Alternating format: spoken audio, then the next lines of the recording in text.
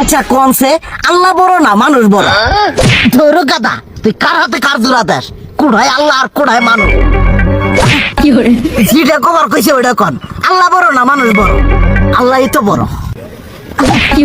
আল্লাহ বড়, তাহলে আল্লাহর কথা না হইনা মানুষের কথা শুনেন কে? তুই কি কইতাছস?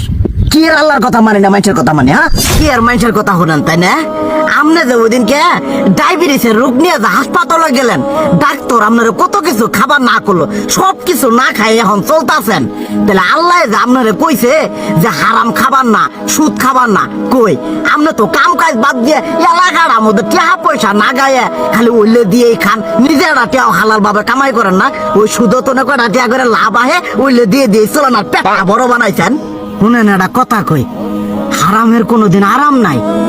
হালাল পথে রুজি রোজগার করেন, প্রয়োজনে এড়া বেলা কম খায়েন, তাও শরীর পিণ্ডও ভালো থাকবো, কোনো রোগ বেদও হবো না, আরামও পাবেন, আল্লাহও খুশি থাকবো।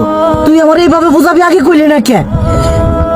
আসলে এই বিষয়টা তো আমি কখনো মাথায় এইভাবে নিইনি যে আমাদের কখনো ডাক্তার নিষেধ করলে ঠিকই আমরা নিষেধ মানি, কিন্তু উপর আল্লাহ যে কত কিছু নিষেধ করে দিয়ে সেটা মানি না।